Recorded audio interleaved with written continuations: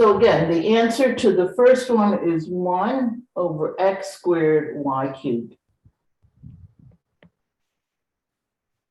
So that takes care of when we have negative exponents, when we have fractions that are just single terms. So now let's look at the second one. The second one happens to be a fraction as well, but in this case, it isn't a single term. The numerator happens to be a trinomial, and the denominator is also a trinomial. We have polynomials. As soon as we have polynomials, then we have to try and factor, because what we're trying to cancel out is factors. Now over here, I cancel out the x fourth and the x sixth. I was canceling out factors because this was x fourth times 1. Factors means things that are multiplied. And this was x sixth times y cubed. They were things that were being multiplied. There was no adding or subtracting here. Once you have plus or minus signs in between things, you're no longer dealing with factors, you're dealing with terms. You can't cancel out terms. I can't, for example, take this 15 and this 10 and see if we could reduce it. We have to factor the whole expression. Okay, so let's see what we do. We have to know how to factor it. Okay, looking at the top, my AC, remember, I'm using the AC method because it's a trinomial. There is no common factor, so I didn't even look at it. It's 1 times 15, which is a positive 15. And the B is a negative 8. So basically, we're looking for two numbers that are going to multiply to 15, a positive 15, which means both of them are either going to be positive or both of them are going to be negative. But when I add them, it's going to give me negative 8. I think it's obvious that the two numbers have to be negative 3 and negative 5. In other words, we're going to write the top as x squared minus 3x minus 5x plus 15. And when we factor this, this will give me, I'll go over here so I can do the other one on the bottom. This will give me the x times x minus 3 for the first group. And remember, my second group starts with a negative, so I'm going to use a negative 5 as my common factor, and that also gives me x, and negative 5 into positive 15 gives me negative 3. So that this has now factored, the numerator has now factored into x minus 3 and x minus 5. That's the result of factoring the numerator. Let's see what happens with the denominator. Okay, the denominator I'm going to do over here. The denominator, we have, this was the top. I'm going to write top here. This is bottom. I really need a bigger board, as you see. Over here, my AC is negative 10, because it's 1 times negative 10. And my B is negative 3. So I'm looking for two numbers that are going to multiply to negative 10. Well, that's going to be one positive and one negative. But when I combine them, I'm going to get negative 3. I think it's obvious that one number has to be a 5. It has to be a negative 5 and a positive 3. In other words, I'm going to rewrite this as x squared minus 5x plus 2x minus 10, which will then give me x times x minus 5, plus, I'm using a plus because this is positive, 2 times x minus 5. So that I can rewrite, here's my denominator. I can now rewrite my denominator as x minus 5 and x plus 2. So I've done all the hard work now. Once I've gotten the common, I've factored everything. And I did, I factored the top to x minus 3 and x minus 5, the bottom to x minus 5 and x plus 2. I see, this is going to be very easy to see your common factors. There's an x minus 5 on the top and an x minus 5 on the bottom. You have to deal with it, as you can't do the x with the x and the 5 with the 5. It's a whole unit. You have to cancel out the whole unit. What our final answer is x minus 3 over x plus 2. And that would be your answer to the second question.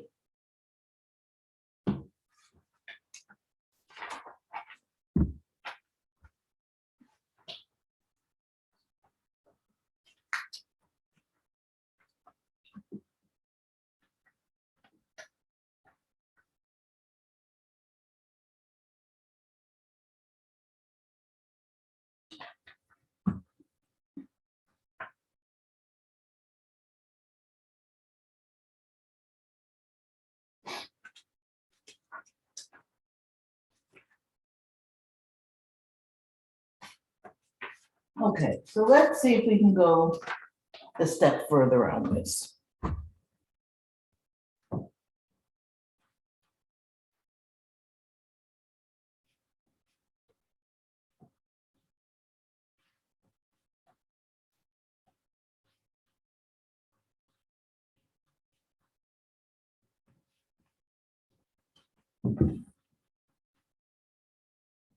I think what you should have noticed is how important the ability to factor is in this case.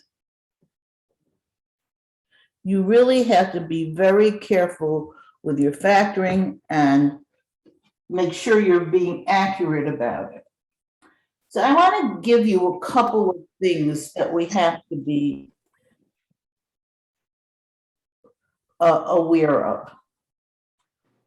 For example, suppose I had given you a fraction that looked like this. 4x squared minus 9 over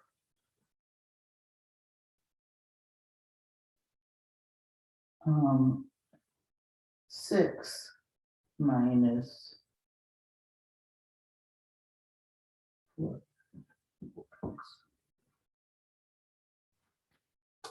I want to know if there is some way of my reducing this fraction. I want to simplify this fraction. And if I notice, I have polynomials in both the numerator and the denominator. They happen to be binomials, but they're more than one term. I know I have to go to factoring. So I look at it. In the first, in the numerator, I have a 4x squared minus a 9. Now there's no common factor there, but the first term is a perfect square. The second term is a perfect square, and it has a minus in between. It is what we call the difference of squares, which means we can factor it to 2x plus 3 and 2x minus 3. That takes care of my numerator. Now I go to the denominator. Now the denominator is also a binomial, but it happens to have a common factor. If you notice, 2 goes into both terms, so I can write this as 2 times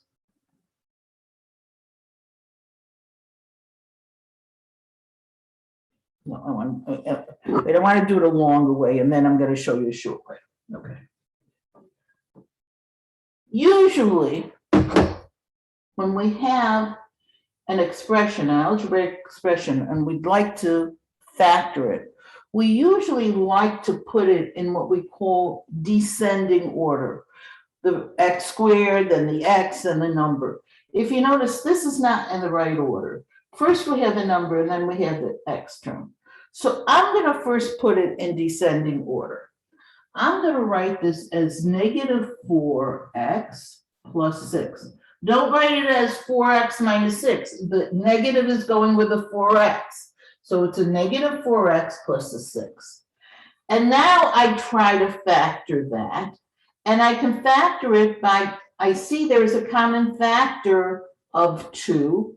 But actually, I'm going to use negative 2 as my common factor, because usually when an expression starts with a negative and you're taking out a common factor, you use the negative as part of the common factor. So this is going to factor to negative 2 times 2x, and negative 2 into positive 6 is negative 3. Once I have done that, I can now cancel out the numerator and the denominator. I happen to see that there is a common factor in the numerator and denominator. There's a 2x minus 3 with a 2x minus 3. Remember, it can't be the 2x squared plus 3 with the 2x minus 3. Those are not like factors. Those cannot be canceled out. They have to be identical. So I'm going to cross this out, and I'm going to cross this out.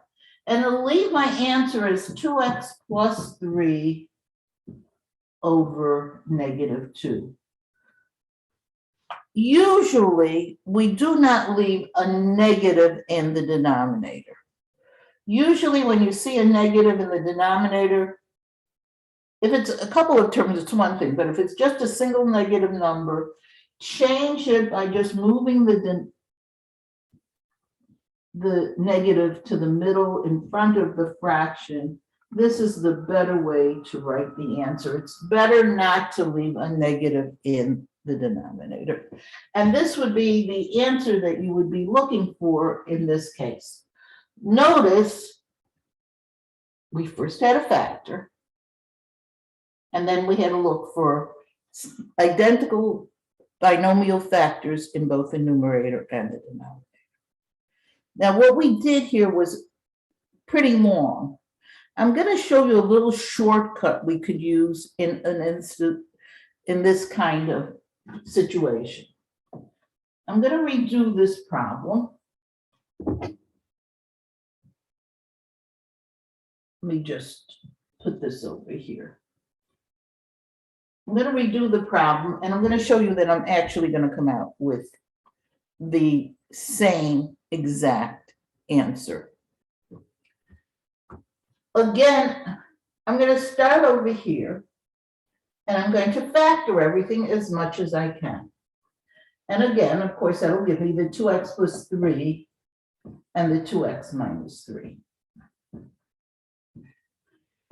And in the denominator, instead of trying to switch the order and then taking out a negative, etc., I'm just going to factor out the common factor that I see over here, which is a 2, and it'll give me 2 times 3 minus 2x. Now, if I look at it now, it looks like there's no common factor, because I told you in order to cancel out common things, they have to be identical. And there's nothing identical here, but there is something that's very similar. This says 2x minus 3. This says 3 minus 2x. What are we doing? We're doing subtraction. In the first case, we're subtracting 3 from 2x. In the bottom, we're subtracting 2x from 3. We've just switched the order of the subtraction. Well, what if you think about it, what happens when you switch the order of subtraction? Do you get a different answer? Obviously, you do. Let's see. If I do 6 minus 4, for example, I would get 2. If I do 4 minus 6, I change the order, I'll get negative 2. Try one more. So suppose I do 12 minus 15. 12 minus 16 will give me negative 3. Whereas 15 minus 12, if I change it, it will give me a positive 3. We all know this. When you're doing subtraction, what you're really doing is you're combining the numbers and taking the sign of the larger. Changing subtraction, changing the order of subtraction only changes the sign of your answer. In other words, the 2x minus 3 and the 3 minus 2x are actually the same number, but one of them is positive and one of them is negative. In other words, you might have something like negative 3 and positive 3, or 2 and negative 2. Well, can I cancel out? Let's say it had a negative 3 over a positive 3. Could I cancel it out? Of course I could. I would get a negative 1 on top and a 1 on the bottom. I can cancel it out, but notice my answer is not going to be just crossed out. It's going to be a negative 1 because these are really negatives of each other. That being the case, okay, let's go back to our problem. Whenever I see two binomials that look the same, except their order is switched. Mind you, it's not the sign in the middle that's switched, it's the order between the two of them. If the order between the two of them is switched, you can automatically cancel them out, but you must put a negative 1 in front of one, in place of one of them. Not in place of both of them, because if you put it in place of both of them, you're just getting positive 1. But to indicate, this shows you that you canceled them out, but one was a positive number and one was a negative, which gives you that my answer is negative 1 times 2x plus 3 over 2. And again, this negative 1, which is just like a negative, can be put in front. Any negative that's either totally in front or totally on the top or totally on the bottom can be put in front. And again, you get the same exact answer. And you didn't have to factor out, change order and factor out a negative. You could do it as soon as you see that you have identical binomials, except for the order in which they are. And they have a minus in between them, you can cancel them out as long as you put a negative 1 in place of one of them.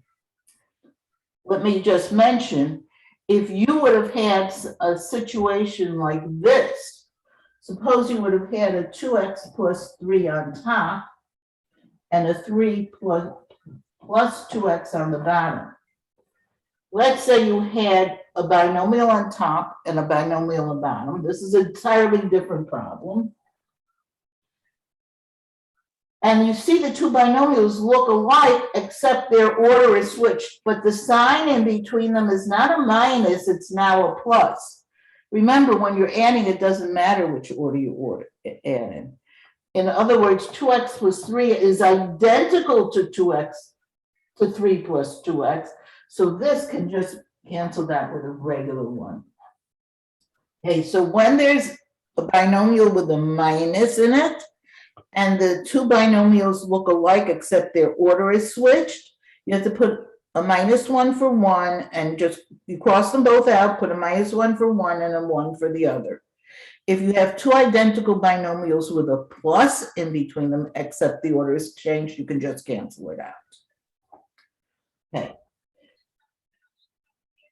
I'm going to go on to the next topic and quickly show you how to do the next topic, and then I'm going to give you some problems to try, and some of the problems will entail doing this type of thing.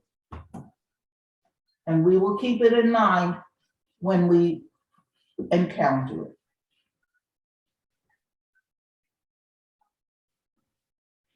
If you know how to simplify fractions, then multiplying and dividing of fractions is pretty much a given. You can do it. I'm going to show you how to multiply and divide fractions with just regular numbers, and then we'll go to our rational expressions. So, for example,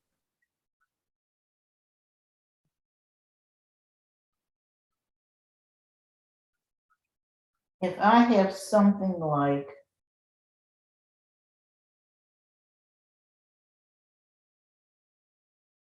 3/7, 3/7 times 14/24. This is just regular multiplication. This is something you probably learned back in 5th grade, but we're just reviewing it. The basic rule in multiplying fractions is you multiply the tops together and you multiply the bottoms together. You do not cross multiply. That's for solving equations. We're not solving any equations here. We're just multiplying fractions. In other words, you'd multiply the 3 times the 14, and then that would give you your numerator. Then you'd multiply the 7 times the 24, and that would give you your denominator. Now, if you think about it, I don't have my calculator on it, so I'm not going to be able to do it so quickly. The numbers you're going to get are pretty large. The top would be 42, the bottom will be 100, I think that's what we get, 42/168, which is a good answer, except it's not simplified. You then have to simplify by trying to find common factors, numbers that go into both the numerator and the denominator. And the first thing I might see is that 2 goes into both of them. If I divide the top and the bottom by 2, I get 21/84. And if I divide, I think they both could be divided by 7. So 21 divided by 7 is 3, and 84 divided by 7 is 12. And I could even go further and divide top and bottom by 3, and I get 1/4. So if I did, you might have gotten it, but eventually you would get, if you went to simplify it all the way down, you'd get the answer 1/4. And usually when we're dealing with fractions, that's what we want to do. We want to make sure our answers are in simplest form. Fractions are different than regular numbers. If you have a number 7, and you're talking about the number 7, and you're only allowed to use whole number, there's no other way of writing 7. 7 is 7. But if you're allowing fractions, then you could have something like 1/4, which would be equal to 2/8, or 32 over, I better not go there. 2/8 or 16/64. There's just so many different ways you could express the same fraction. So in order to be able to compare answers, we usually insist that our answers are simplified. They are, or the term used in fractions, reduced. I'm going to show you, so again, when we're multiplying, we multiply the tops together, we multiply the bottoms together, and then we try to reduce. But there is a way, and I'm sure you've seen this before, where before you even do the multiplication, you try to do the reduction. Reduce first and then multiply. Now, how do you reduce? By taking any common, crossing out, canceling out any common factor from a numerator and a denominator. For example, I look at this 3. Is there anything that the 3 could cancel out with in the denominator? It has to be a numerator with a denominator. And the 3 can't cancel out with a 7, but the 3 can cancel out with a 24. So I'm going to cancel out by dividing the top by 3 and getting 1, and the bottom, the 24 by 3 and getting 8. I then, notice, I put a 1 here because everything, I don't want to be left with a blank. If everything is canceled out, I put a 1 there. Then I go to my next numerator, which happens to be 14. And I ask myself, is there anything in the denominator that can cancel out with a 14? And yes, I see the 7. I can cancel out the 7 into the 7 and get 1, and the 7 into the 14 and get 2. And finally, I keep looking. There's nothing left in this fraction, but in this fraction, I have a 2 in the numerator and an 8 in the denominator. I could even cancel that out because it could be any numerator with any denominator. So after I've done all this, what we call cross canceling, I now multiply the two numerators together and I get 1 times 1, which is 1, as the numerator, and 1 times 4, which is 4, as the denominator, which is much easier than trying to reduce 42 over 168. Basically, we're doing the reducing first, or the simplifying first, and then we're doing the multiplying. It doesn't matter which order you do it, you're going to come out with the same answer. And again, your final answer is 1 over 4 in simplest form.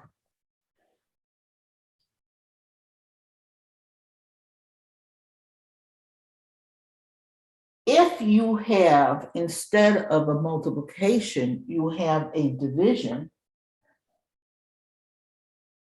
suppose you have something like this, 3 over 8 divided by 5 over 4.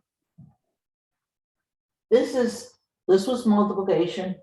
The only difference between multiplying of fractions and dividing of fractions, if you recall, is that when you divide, you have to take the reciprocal of your second fraction. You change this problem to from 3 over 8 divided by 5 over 4 to 3 over 8 times 4 over 5. Notice it's a reciprocal. It's not the negative reciprocal. This is not perpendicular lines. You just flip that second fraction over, and then you proceed the way we did before. You look at your numerators. First, there's a 3. If you notice, there's nothing in the denominator cancel out with 3. 3 doesn't go into 8 and doesn't go into 5.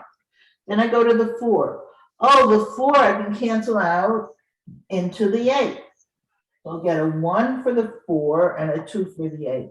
Once I've done all the canceling I can do, my final answer again by doing 3 times 1, which is 3, over 2 times 5, which is 10. Notice if I canceled out everything that possibly can cancel out, then my final answer is in its simplest form. I don't even have, I mean, you should look at it, but I really, if I've done my reducing as we go along correctly, then my final answer will be in simplest form. Okay, so that's the basic rule for multiplying and dividing of fractions.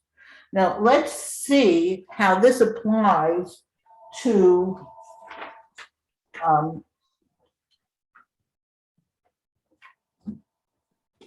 rational expressions.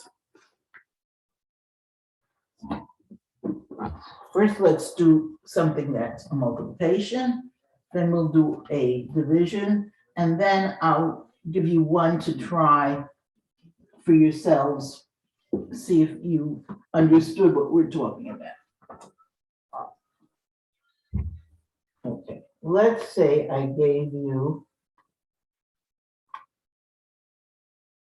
12 minus 3x over x squared minus 4 times x squared plus 6x plus 8 over x minus 1. I want to, obviously this looks pretty complex, and these things can, because you've got all these polynomials, and you have actually 4 of them because they're 2 fractions, and each has a numerator and each has a denominator. How do we go about doing this problem? Well, the first thing I do is I look at the operation. If it's a times, I just leave it alone. If there's a division here, then what I'm going to do is I'm going to take the reciprocal of my second fraction. I'm going to flip the second fraction. In this case, I'm not going to do that because it is an operation of multiplication. My second thing that I do is I start, if I see I have polynomials, I know I have to do factoring. I factor each polynomial as much as I possibly can. So let's start with this. We have a 12 minus 3x. So in order to, the first thing I do is I look for a common factor, and there actually is a common factor of this. It becomes 3 times 4 minus x. That takes care of this. Okay, now I go to the denominator of that fraction, and I have x squared minus 4. Now, notice I'm blocking out everything else. I'm just looking at each of the numerators and denominators on their own. So x squared minus 4 doesn't have a common factor, but it is the difference of squares. It can factor to x plus 2 and x minus 2. Okay, now let's go to our x squared plus 6x plus 8. Now this is our trinomial, so we're going to have to do this in a couple of steps. This one we're going to have to use the AC method. So my AC is 1 times 8, which is 8. And my B is 6. Everything's positive. We're looking for 2 numbers that are multiplying to 8 and adding to 6. I think it's obvious it's 2 times 4, because 2 times 4 is 8, and 2 plus 4 is 6. So I can rewrite this as x squared plus 2x plus 4x plus 8. Here's my 6x. I wouldn't rewritten as 2x plus 4x.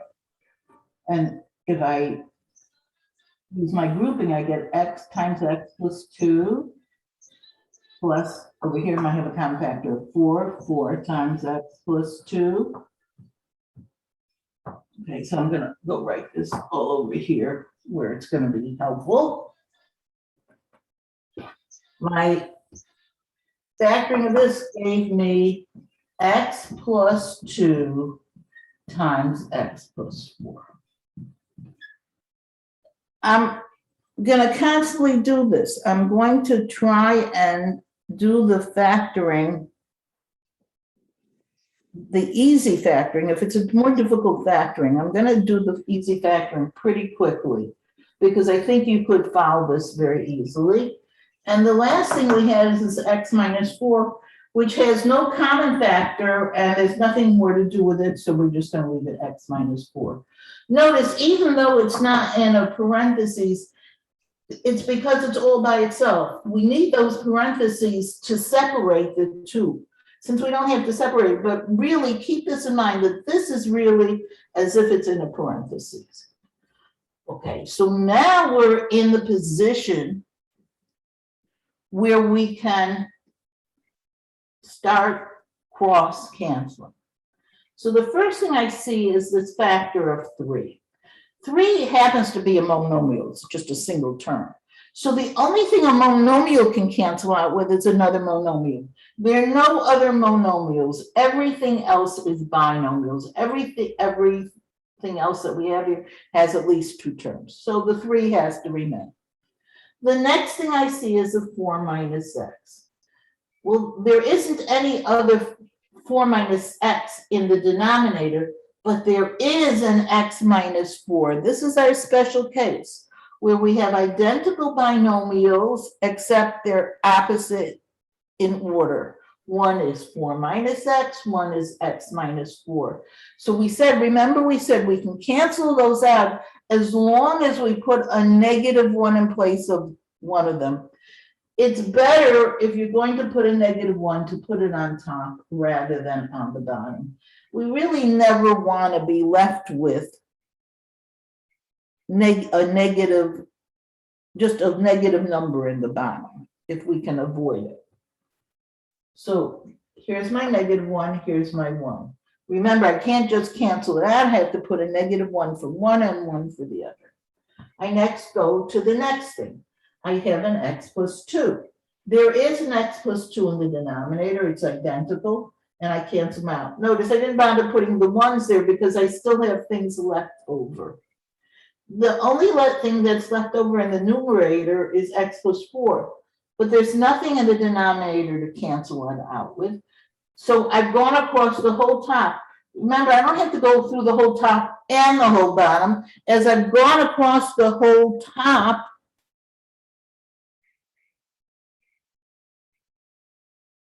I've matched it to the bottom. So obviously anything that was on top got matched with the bottom. So I'm finished with my canceling. So in order to give the final answer, what I have to do is just multiply across the top and multiply across the bottom. So if I multiply this, I have a 3 and a -1. Now notice this is 3 times -1. It's not 3 minus 1. This was in a parentheses. It was 3 times -1. So that's going to give me -3. And the other thing we had was x plus 4. And in the bottom, the only thing I had is x minus 2. Again, you don't have to put in this parentheses if you don't want. This is a good way to leave the answer. In other words, if you have 2 factors, you can leave them factored separately. If you prefer, I'm going to give you alternate ways that this answer could be given. One way would be just to, if you don't want it in factored form, you could distribute it. And then you would get -3x minus 12 over x minus 2. You want to make sure you don't have any parentheses in the numerator and denominator. That's one way of doing it. Another way that it could have been given, these are all perfectly accurate, is to take this negative that's on the top and just put it in front and do 3 times x plus 4 over x minus 2. If you prefer not having negative as since it's a multiplier of the numerator, you could put it in front. A minus can be either on the top or on the bottom or in front. So these are alternate answers that are all correct and all acceptable. Again, if the question would have been a division example, let's try a division now. I'm going to go through and do a division example. Then we just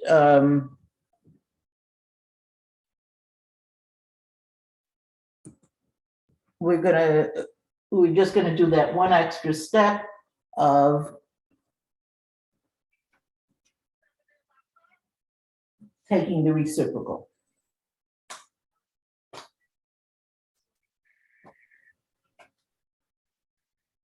Okay, so let's say I have something that looks like this.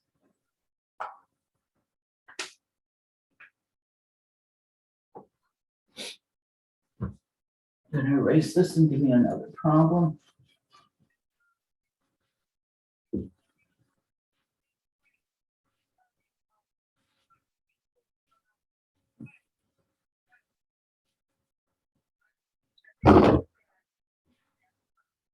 I have 5x minus 10 over 6x minus 9 divided by, this is a division, 6 minus 3x over 8x minus 12. I'm going to work this one out just so we have a chance to do one more, and then I'll give you one to try. Since it's a division problem, I know that I'm going to have to take the reciprocal of my second fraction. In other words, this problem really is 5x minus 10 over 6x minus 9 times 8x minus 12 over 6 minus 3x. Notice I just flip that second fraction. It's a second fraction. And what we're going to do is we're then going to try and factor each binomial that we have here. In the first case, the 5x minus 10, remember we always look for a common factor first. We have a common factor of 5. So this becomes 5 times x minus 2. In this denominator, we have a 6x minus 9 that also has a common factor. It happens a common factor of 3. It's 3 times 2x minus 3. Okay, now we have 8x minus 12. And there is a common factor there as well. There happens to be a common factor of 4. So we're going to put the 4 on the outside, and that's going to give me 2x minus 4 into 12 is 3 as well. And finally, on the bottom here, 6x minus 3, 6 minus 3x, we see a common factor of 3. And 3 into 6 is 2, and this is 2 minus 6. Okay, notice this is all the hard work. Flipping it and then factoring as much as possible. If you don't factor correctly, you're not going to get the problem right. You want to make sure you got your factoring correct. Okay, so now I'm going to go across the top and try and match any numerator with any denominator. And I'm going to use every single thing, every single factor. So the first factor I have is a 5. But there's nothing, the only thing that's in the bottom is the 3 and the 3, and 5 doesn't cancel out with that, so we have to leave the 5 alone. Then I have an x minus 2. Now there isn't another x minus 2 in the denominator, but there is a 2 minus x. That's our special case. We can right away make this a -1. Remember, this -1 is actually in a parentheses. It's not, you're not going to be adding it, you're going to be multiplying by it. And this one is our 1. Then I go to the next thing I see, which is a 4, but there's nothing to cancel out. 4 doesn't cancel with 3. But I do have a 2x minus 3 and a 2x minus 3. These are identical, so they can just be canceled out. No -1 in that case because they're the same thing. They're the same order, the same exact thing.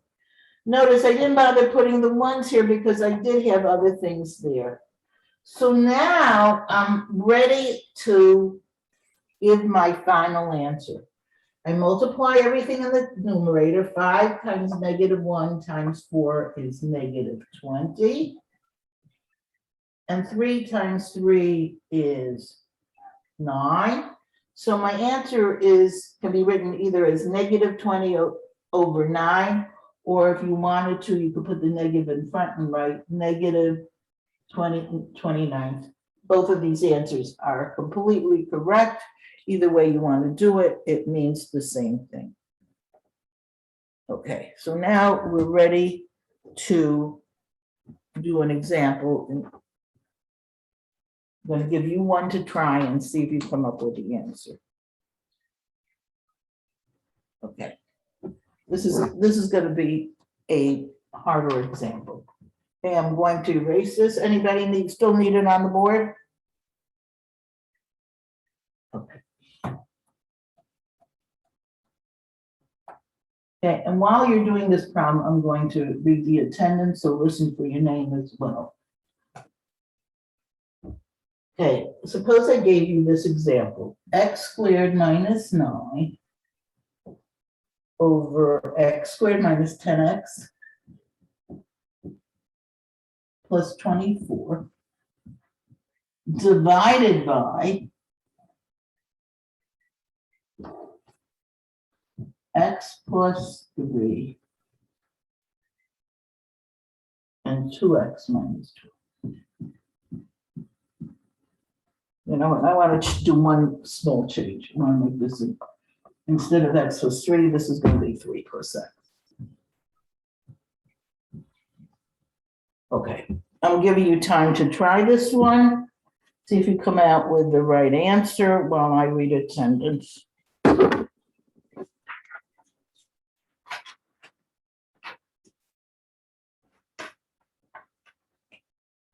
Jesus? Okay, got it. I see you're here. Lady, we're here today is 10:14. Jackson. Jackson, hi, Jackson.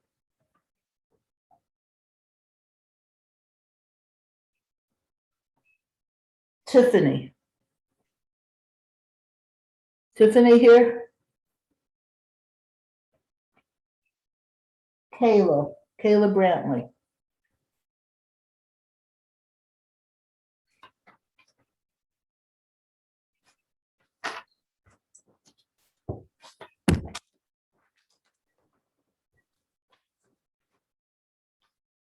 Tashana Caesar. Tashana, I know you're here because you've answered all my questions. Thank you. Dion, I know you're here. Wensley Charlemagne. Tatiana Collins.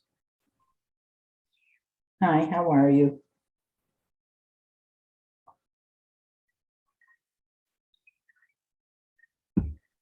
Shay Douglas, I think Shay was here and she had to leave early.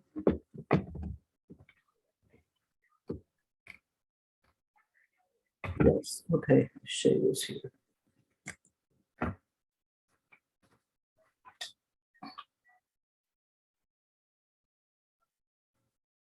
Eliana Estee. Eliana? Hi, how are you? Christopher Fleming. Emily Gomez. Hi, Emily. Anastasia Guerrero. Zenabu. Ismail. Here. Hi, good morning. Ashiana.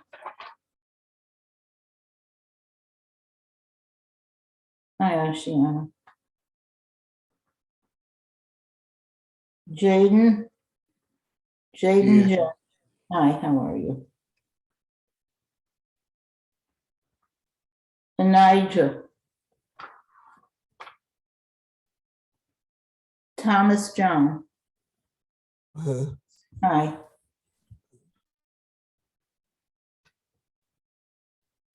Paul. Here. Hi. Morning. Good morning. Ashley. Here. Hi. Angelica. Here. Hi. Tayan.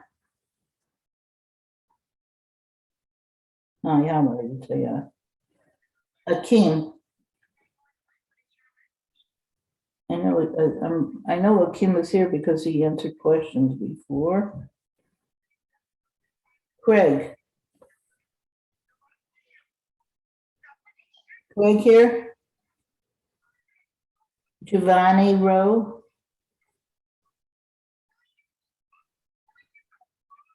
Devonly. Here.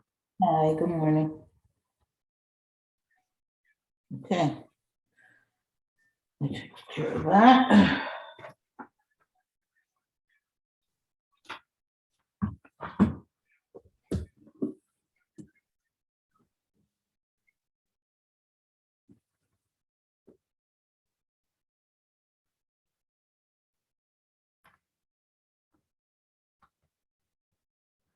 I see somebody has already given me an answer. You're right, well, I don't know how I skipped you, but I got you now. Thank you. Is there anybody else whose name I didn't call?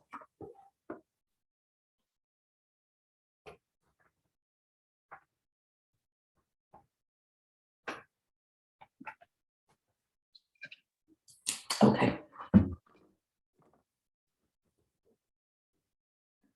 Before I start doing this problem, I just want to remind you that the second test of the term, the first test was on Delta Math. The second test of the term has been posted on Blackboard. I called it Test 1 for Blackboard. It is about 20 multiple choice questions from the beginning of the term. It's actually also a review for your midterm. Don't forget to finish that Test 1 for Blackboard by 10 o'clock on Tuesday. That's when it expires. That's the latest due date that you have for that test.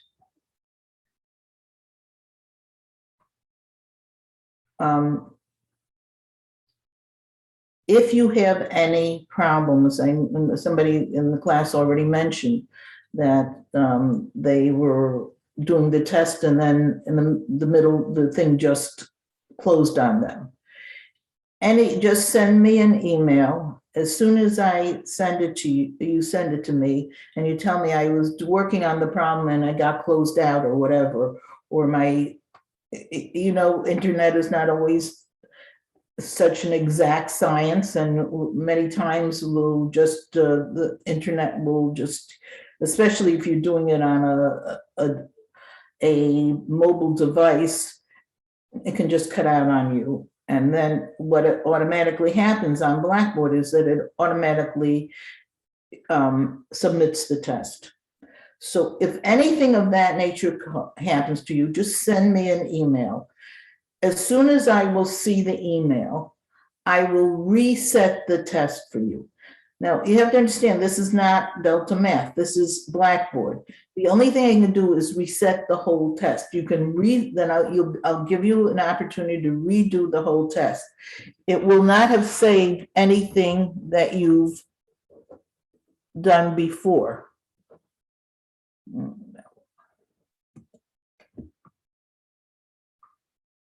So make sure that you allow yourself the full amount of time.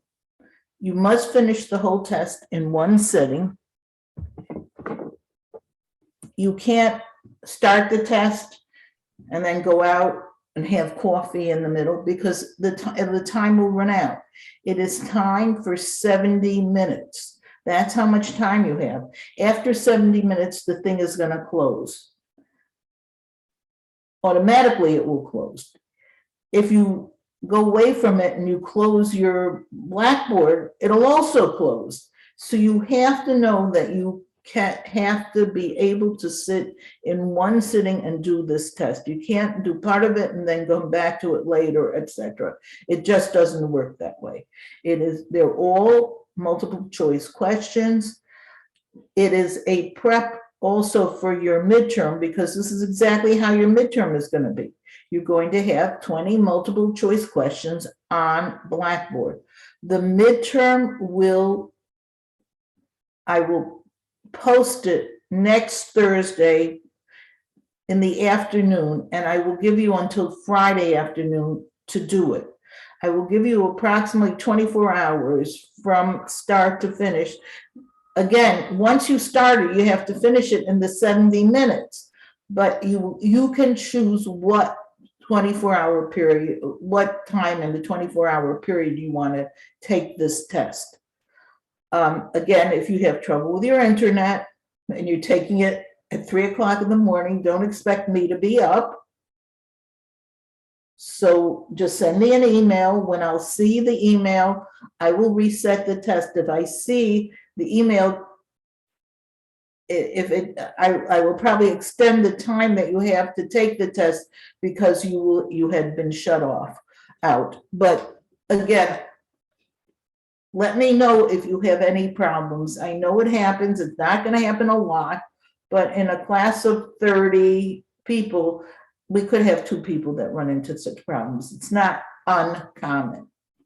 Okay, I see there are a couple of answers to this question. So let's see if we can do this together and see if we come up with the same answers.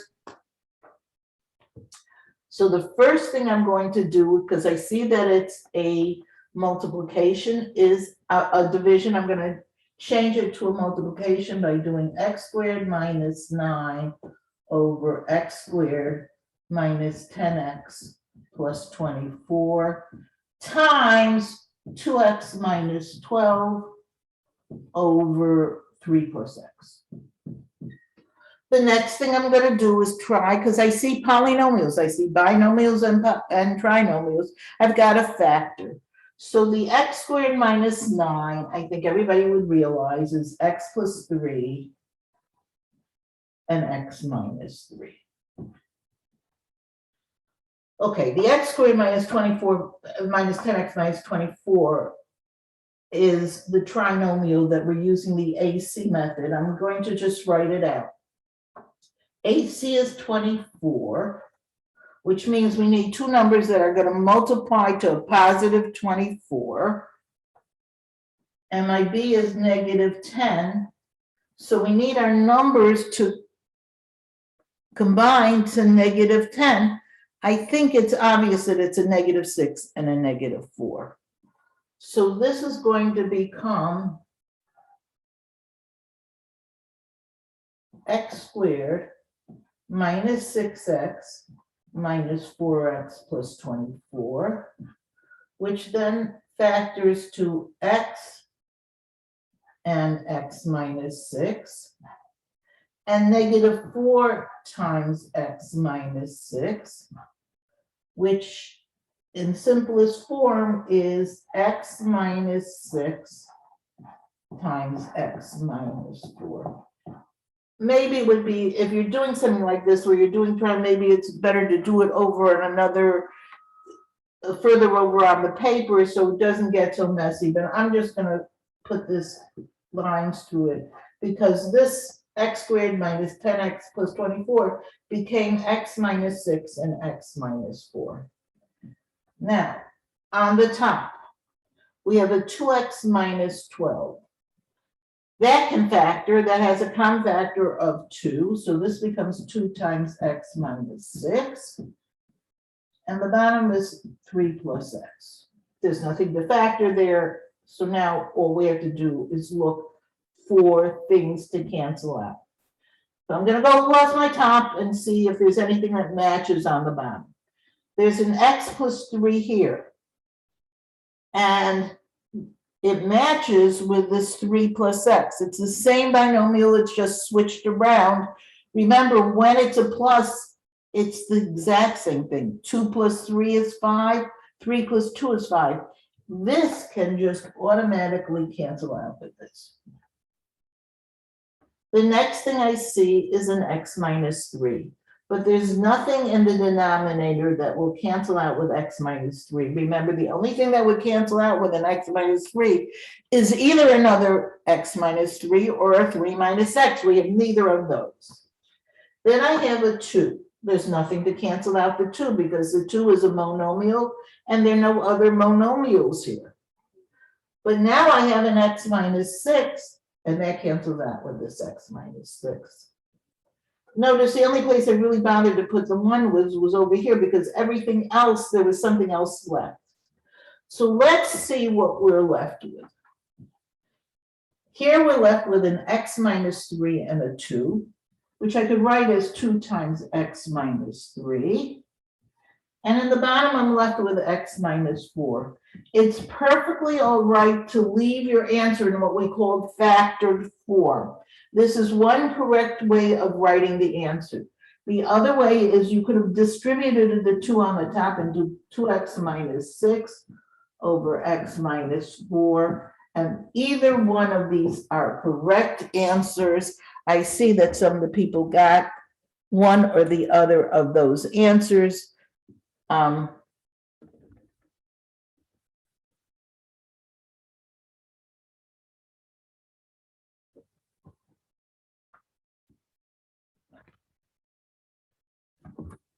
Notice, do not, I see you put a -1 over here when you canceled it out.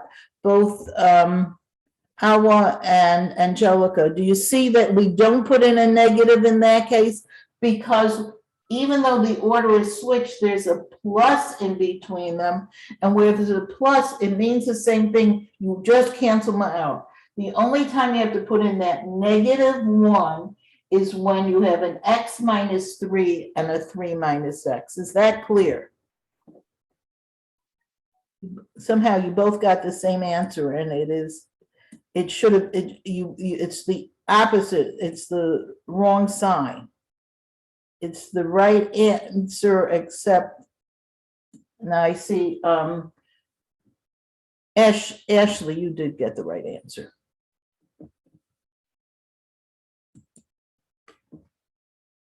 All right. I think that pretty much takes care of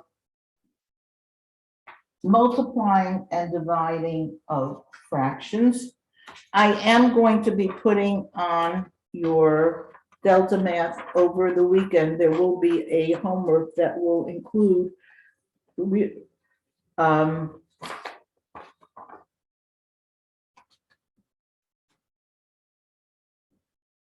reducing or simplifying fractions and adding and multiplying and dividing.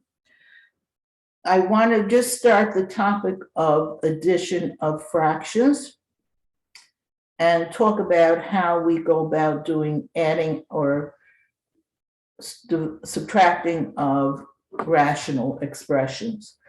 I do also want to mention that on Tuesday, I will, as I said, everybody should have completed test 1 for Blackboard by Tuesday. So I will be able to tell which questions people had trouble with. And I will go over either those that you asked me to go over or the ones that I see a lot of people got wrong, so that we can make sure that we know how everybody's prepared for Thursday for the midterm. What we're doing today is not on the midterm. Fractions is not part of the midterm.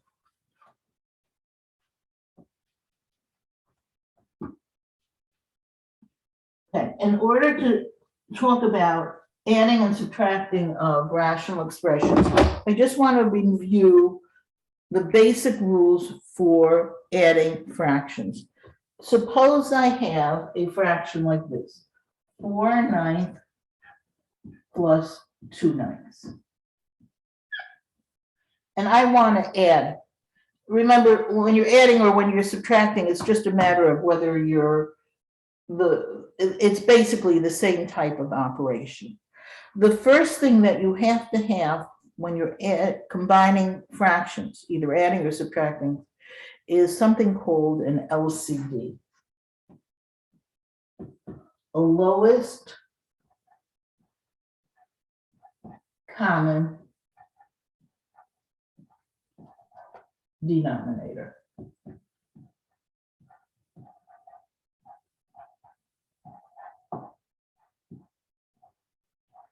We can only add fractions if the denominators are the same. Well, in this case, we actually do have the same denominator. They're both 9s. Then the rule is, when you're adding or subtracting, is just to work with the numerators. Combine the numerators. If the operation is addition, add the numerators. If the operation is subtraction, then you'll subtract them. In this case, we have 4 plus 2. You add those, you combine those, and you put it on over your LCD, your lowest common denominator. Once you have completed that, once you've combined the numerators and put it over the common denominator, then your last step is to see, can you reduce or simplify that fraction? Notice you can't reduce in the middle. The only place you can reduce is at the very end. That's not like multiplication and division. When we were doing multiplication and division, we were doing it in the middle. We were first reducing by cross canceling, and then we were multiplying or dividing. Here, we first have to combine the numerators. Once that's done, once we've done the adding and the subtracting, then we can look if we can reduce it. In this case, we can reduce this. This we can divide top and bottom by 3, and my final answer is 2/3. But notice, it all depended on the denominators being the same. Now, let's do an example where we have rational expressions where the denominators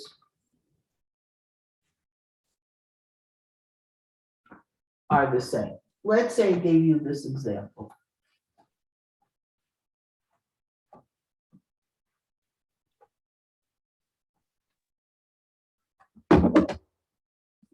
I have 2x minus 5 over x minus 2. Now let's do a subtraction. Subtracting, we're minusing x minus 3 over x minus 2. Okay, let's say we want to do this example. So the first thing I do when I'm either adding or subtracting is I inspect the denominators or look at the bottoms. I actually have a common denominator. Both denominators are x minus 2. So then I just work on the numerators. I take the 2x minus 5 and I have to subtract from that x minus 3. Notice I put this x minus 3 in a parentheses because I have to subtract the whole expression, the whole x minus 3. I'm not just subtracting the x, I'm just subtracting the x minus 3. Now, I'm going to do the subtraction and then I'll put it over the x minus 2. Remember, when I want to do subtraction of polynomials where there's a parentheses and there's a minus in front of the parentheses, it's as if there's a minus 1. So this really is 2x minus 5 minus x plus 3. We have to subtract the x, so that'll be minus x, but we're also subtracting negative 3. A negative and a negative gave me a positive. Now combining these like terms, 2x minus x gives me x, and negative 5 plus 3 gives me minus 2. So my numerators combine to x minus 2. I then put that numerator over the denominator. So I have x minus 2 over x minus 2. If you wanted to, you could have put the x minus 2 over here. I usually just do it at the end where I want to simplify. Notice the x minus 2 and the x minus 2 can be reduced. Don't try to do x with x and 2 with 2. These are not polynomials. The whole x minus 2 cancels with the whole x minus 2. And my final answer is 1. Okay, I'm going to give you one to try.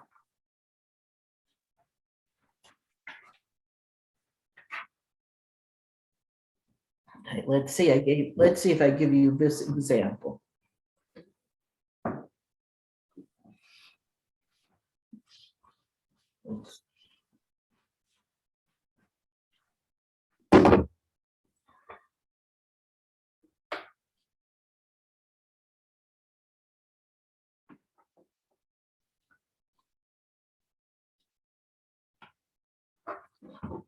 So let's say I have 2x minus 4 over x plus 2 minus x minus 6 over x plus 2. Okay, I'm going to give you a couple minutes for you to try this out.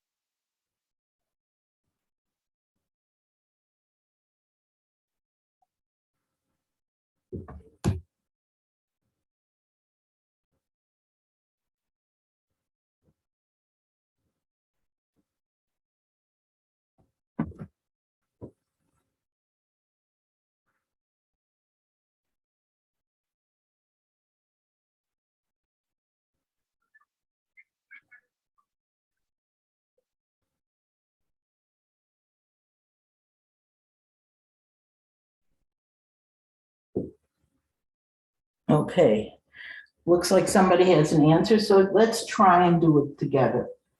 Again, in this case, we have already a common denominator. Our LCD is x plus 2. So once we have a common denominator, we just work with the numerators and we do the 2x minus 4 minus, again, this whole expression x minus 6. Again, this is like a -1, so this will give me 2x minus 4. Minus 1 times x is minus x. Minus 1 times minus 6 is plus 6. Or you could just think about it. This is a negative in front of it. Negative x is negative x. Negative 6 is plus 6. Combining them, 2x and minus x gives me x. -4 plus 6 gives me positive 2. I now take my answer and put it over my common denominator. Don't forget to put it over the common denominator. And now try to reduce this. And of course, this reduces because x plus 2 cancels with x plus 2. And yes, your answer is 1. Ashley, that was Ashley? Was an excellent.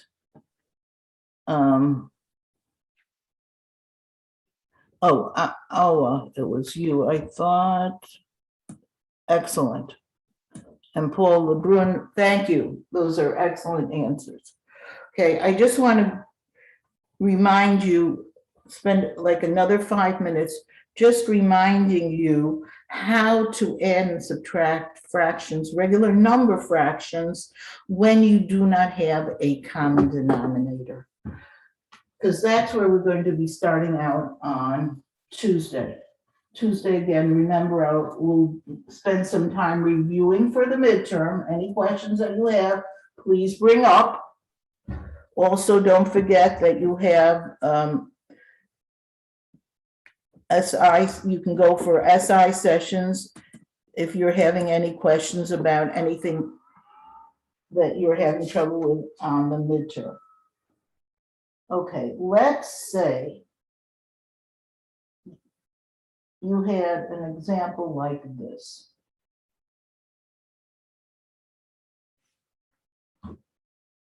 Six over 28 minus 5 over 42. These are just regular numbers. But we don't have a common denominator. We are subtracting fractions and we have no common denominator. And when we're adding or subtracting fractions, we need to have a common denominator. Now I'm going to show you a method that will work for you to figure out a common denominator when your numbers are pretty complex. 42 and 28, it's not easy. Sometimes you could just try it. You have 4 and 2, it's obvious that 4 is your common denominator. But what you're really looking for is a number that both 28 and 42 will divide evenly into. Now, you might have a calculator that will do this for you. There are a lot of the calculators that do work with fractions. But let me show you how we're going to do this. The first thing you're going to do is break up each of the denominators into factors. In other words, 28 I can break up into 4 times 7. And you know what? Instead of, I picked too much, the numbers are much too difficult for this. They really, for my demonstration, I don't know why I picked those.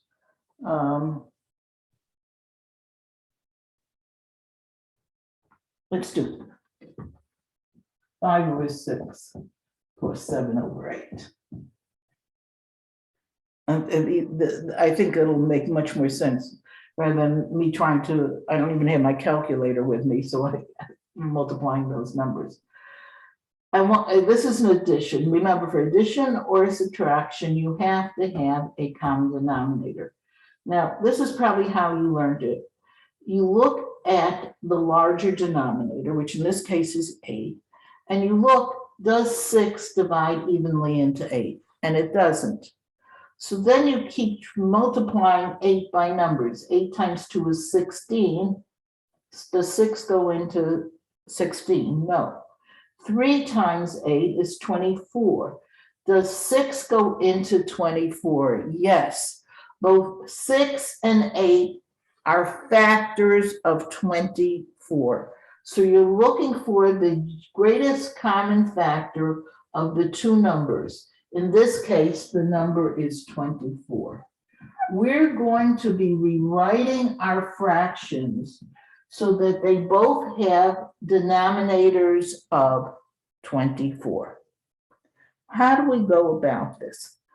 Well, if you know, when you have a fraction, if you multiply the numerator and the denominator by the same number, it'll be a fraction, the same fraction. In other words, 5 over 6 is equal to 10 over 12 or 15 over 18. As long as you multiply both the numerator and the denominator by the same number, you're going to be getting